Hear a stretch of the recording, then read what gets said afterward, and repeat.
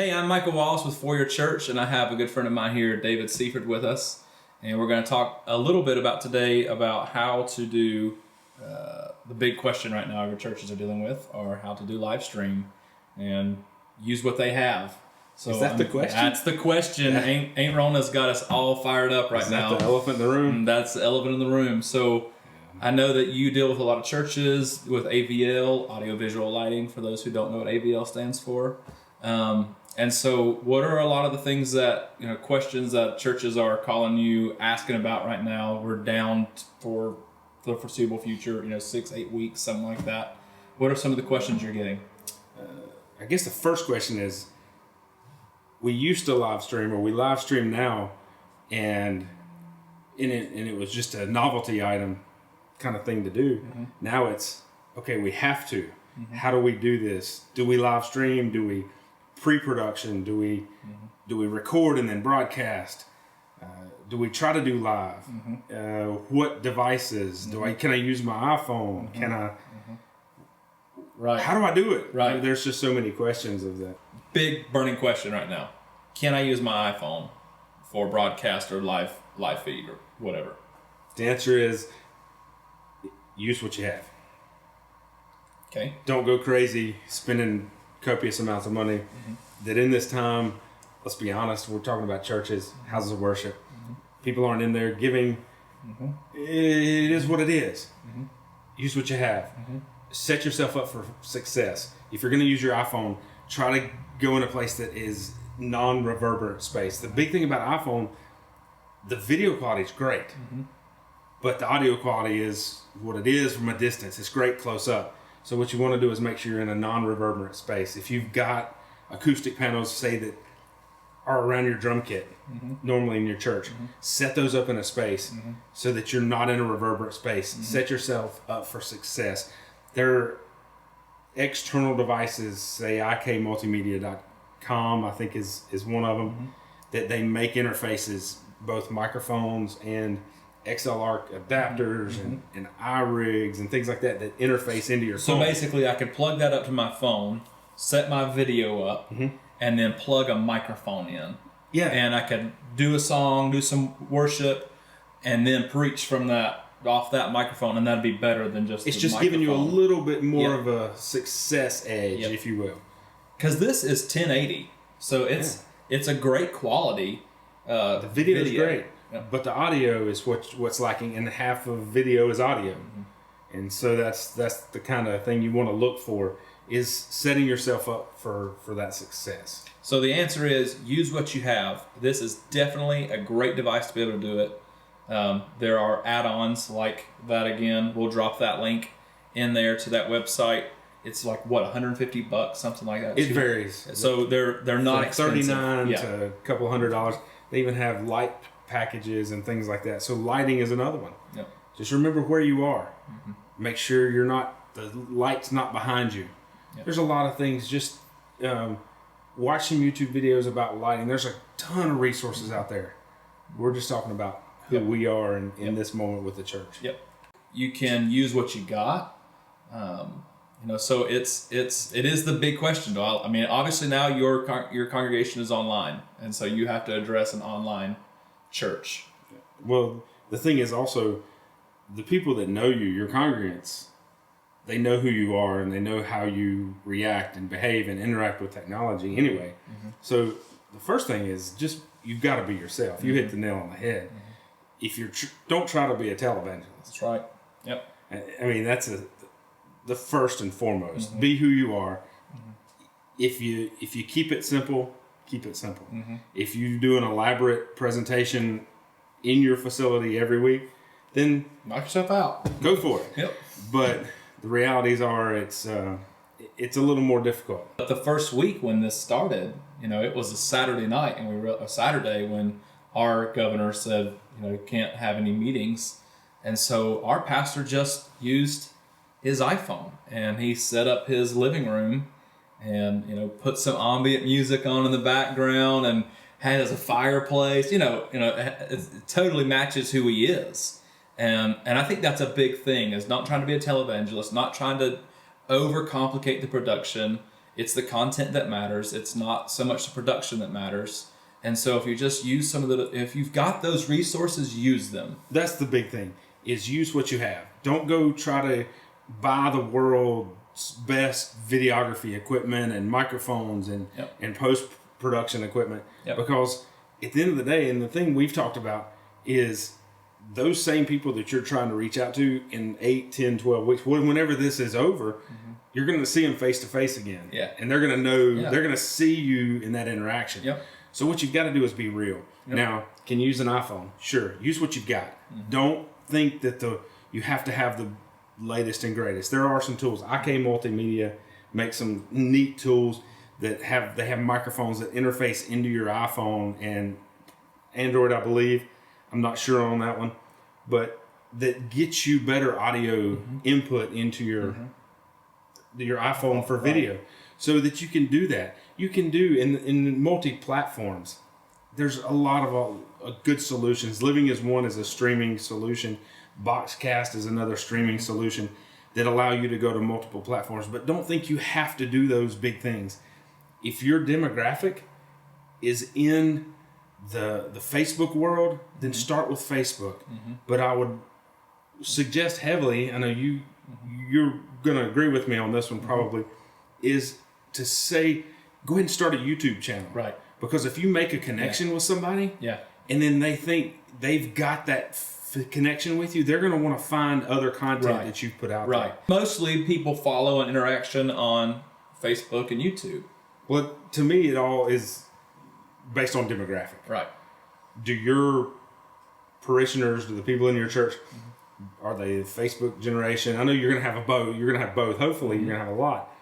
But start with what's comfortable for you, because the worst thing you can do is try to do something and it fail and it not be a win for you. Right. Because I could be out in a rural area and most of our people are, let's say it's an older congregation and not many of them have Facebook or YouTube. How do I record our deal and get it to them? And there's where you get creative. You can record it. You can do that. Email, text. Like there's all kinds of ways to get it to them. You made a good point. You may not have to publish it to social media for you to be reaching your people. It may be a one-on-one thing. Right. Where you're texting, you're calling these families and just spreading the love of Jesus directly to them. I know some people are getting even creative and they're going to Zoom, which is a online social interaction thing where you can video conference people, and they're used for business up to this point. Yeah, and you can. It's a paid subscription, but I think you can get 100 people on one call. You can do a free. Yeah, you can do free or up to 40 minutes if there's more than 3 people. Yep. Or if you do the subscription, you can do I think 1,000 for $20 or $30 a month. 1,000 people, of course. Right. There's some network issues that you would need to make sure you've got the bandwidth and all, but it's on their server. It's a great platform. The main answer is what's best for your congregation. Know your congregation, know your demographic.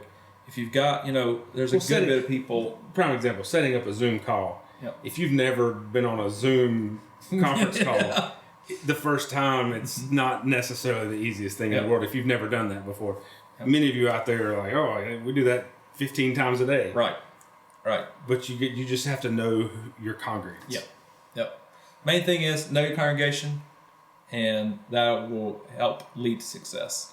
What if you set a goal of I'm comfortable with YouTube Live, or I'm comfortable? Let's start back. Maybe I'm comfortable with Facebook. Yep. Do I set a goal of I'm going to start a YouTube channel and start publishing to that, and then maybe YouTube Live in 2 weeks? Do I set goals for myself? Absolutely.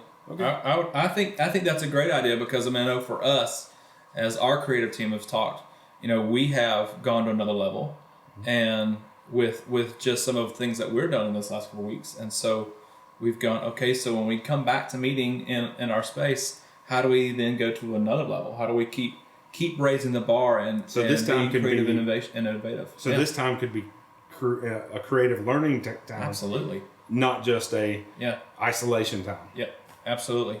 And that's what we did so we've had a YouTube channel, and we have 1,000 something subscribers to our YouTube channel, and we did Facebook Live this last week. So we pre-shot a video, and then we scheduled that to go out Sunday morning at 10 o'clock, and we put that on Facebook. And so, but once that was done on Facebook, we just decided we were going to put it on one platform, and our staff got together and was on Facebook interacting with our people. So, trying to create community in an online presence.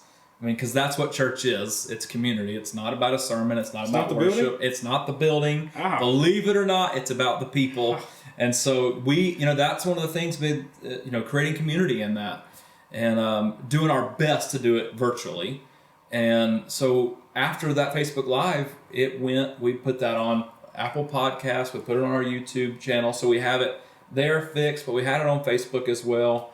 And let me tell you, for a church, we're not like, we don't have all the bells and whistles of the church with that, but we had the best viewership we've ever had on Facebook Live this week. I think we had 1,400 interactions on that Facebook Live video, and that was on Monday. And so that was huge for us. We had over 100 comments, and so it was like, that was a win, but we didn't have to go out and buy a whole bunch of equipment. We just tried to use the resources we have, and, going from there. So it's that was one of the questions I wanted to ask was, out of all the social media platforms, just pick one. Pick one, have something solid like YouTube create a YouTube channel and share that YouTube channel on Facebook. I mean, it's as simple as that. That's exactly right. So the points of all of this, it's like, I think keeping it simple is the biggest thing we see, is because if you try to overdo it, it's not fun, number one, and then it becomes a struggle, and then you see that in a video. Any video you watch, you can tell whether it's especially a church video, you know whether it's a struggle or they're trying really hard to get this out. But in this time, there's enough stress. There's enough worry. The last thing we need to do is add worry into this. Right. Well, and as worship leaders, I think, being a worship pastor myself, I just have kind of follow under the guise of keep it simple, stupid. And so, we do these, last week we got together with some friends and just set up a camera, and we blew the mic out on the camera. So who knew that 10 people could be that loud? But this week we'll make some adjustments. Depends on it depends on the people. But this week we'll make some adjustments and go from there. And if you've got an iPhone and if you don't have a nice quality camera, or you don't have an interface and microphones, just set your phone up and play a hymn, like on the piano. If you've got a piano at your house, play a hymn on the piano. And if we as pastors and leaders in the church aren't teaching people how to pursue God and engage God on their own, then really what are we doing? And so I think it's really important to teach that. I mean, there's a saying that if you give a man a fish, he'll eat for a day. But if you teach him how to fish, he'll eat for a lifetime. And I think that's our goal as pastors and leaders of churches, teaching people how to pursue the Lord, how to read their Bible and engage God on their own, worship the Lord in their houses. And honestly, this is an encouraging time for the church. And use this time to sharpen new skills, learn how to play with Premiere Pro or things, play with stuff. Don't just run out and buy a whole bunch of junk you don't need, but play with things, grow in resources. And if you have any more, this may be a time that for you to develop your staff and your volunteers more than you know. Yeah, this may be a time to reach out and help develop a new worship leader, or help develop a new tech director or tech person. This may be that time of learning and discipleship and real community and real life. More than it has anything to do with the church building at this point. That's exactly right. Well, I hope this video really helped you and helps your church. If you have any more questions for your church or for what you guys are doing, you can email us at info@foryourchurch.com. Thanks for listening. Have a good one.